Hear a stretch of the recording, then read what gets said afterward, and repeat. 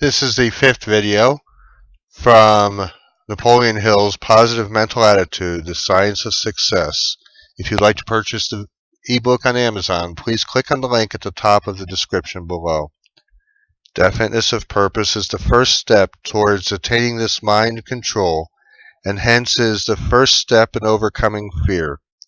In a later lesson on applied faith, we will discuss the 7 basic fears in more detail. Fear of poverty.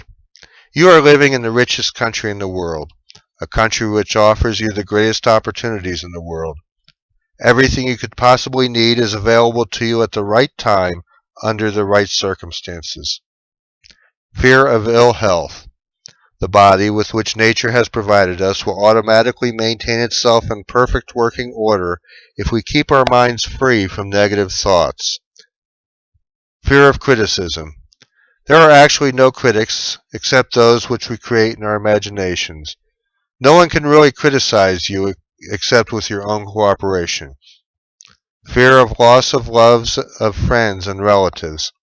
We know well enough it is our own conduct which determines the degree of love others manifest toward us. Fear of old age. We should accept maturing as a means of obtaining greater wisdom and understanding. Fear of the loss of liberty. We know that liberty is a result of harmony in our human relationships. Fear of death. We know that death is nothing but a transition or a change of scene and is inevitable and beyond our control. Fourth motive. The emotion of sex is a fourth motive. Sex is the physical complement of love. Nature carefully applies the principle of definiteness of purpose. No more ingenious plan could be conceived than the one by which nature absolutely guarantees the perpetuation of the various forms of life. Every living thing, whether animal or vegetable, exhibits an affinity for others of a similar order that may not be denied. By a wonder of wonders, 2 tiny specks of protoplasm come together, passing on to each individual in each genus and species a portion of the nature of all of its ancestors, through this principle of mutual attraction we call sex. The desire for physical expression of the mating instinct is the most powerful of human emotions, and to satisfy this urge, men develop imagination, fortitude, and creative ability which may be totally lacking in them at other times. The desire for this expression is innate and natural. The fact that sordid minds have made unsavory associations with the word sex has shrouded sex with mystery and ignorance, and caused many people with an abundance of this native energy to develop negative complexes regarding it. The emotion of sex cannot be entirely suppressed, but it can be sublimated and diverted in such a way that it becomes a truly irresistible power for action behind one's goal in life. It may be likened to a river, which may be dammed, causing the forces of the flowing water to be directed into the penstocks of a giant dynamo which will light a city. If it does not find a useful outlet, it will eventually break through the restraining wall and cause destruction. It seems necessary to point out that while sex alone is a powerful urge to action, its power may be disorganized, wild, erratic, and even destructive. The emotion of love is a great balance wheel and a tempering medium.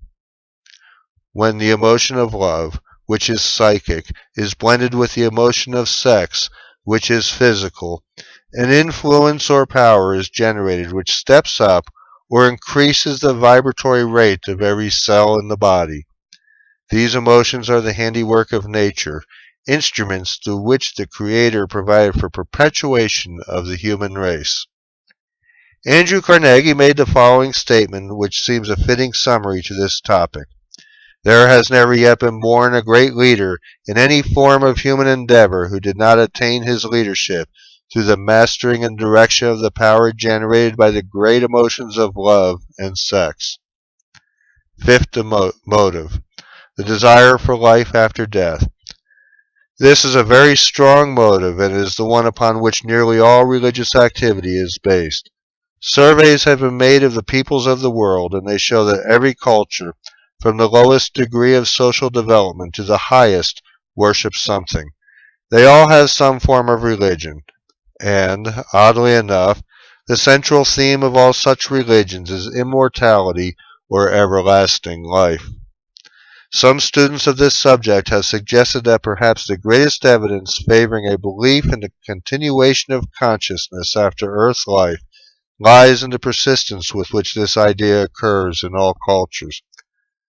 A desire for perpetual life is closely allied with the desire for self-preservation, and it is instinctive in the nature of man.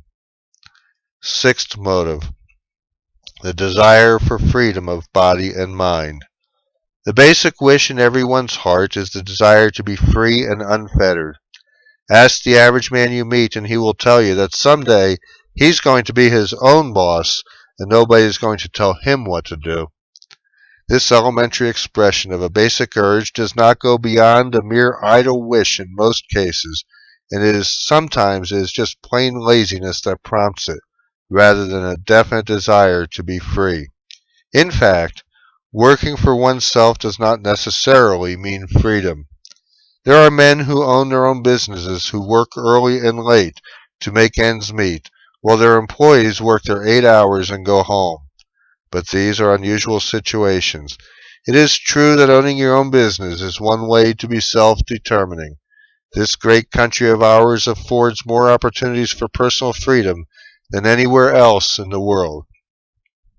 It is up to the individual to take advantage of the opportunity by having a definite idea of what he wants, which will make him free, and a definite plan by which he can obtain his purpose.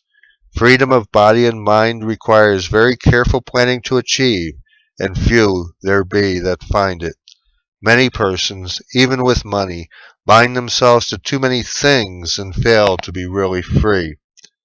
As long as you are willing to let life push you around, it will. Seventh and eighth motives. The desire for revenge and the emotion of hate. Although the feeling of getting even with someone is basically human, it is utterly wasteful. It builds or improves nothing, and no one.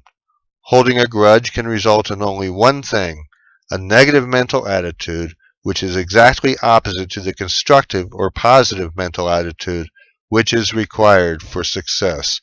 Getting angry and holding hatred in our hearts is a waste of mental energy, a dissipation of our psychic force, and an unproductive use of our precious time. You would be astounded, however, to know how much energy some people put to the desire for revenge, and the desire to strike back. I'll take it out of his pockets or hang his hide on the barn door. How often have you heard that, or its equivalent? Revenge is a motive for action, and a very strong one. It might be compared to racing the motor of your automobile while it is not in gear. The power developed is wasted, the fuel has been consumed, the energy expended, the machine worn, and still the car has not arrived anywhere. Such is the waste of energy and personal power when we harbor revenge in our mind and hearts.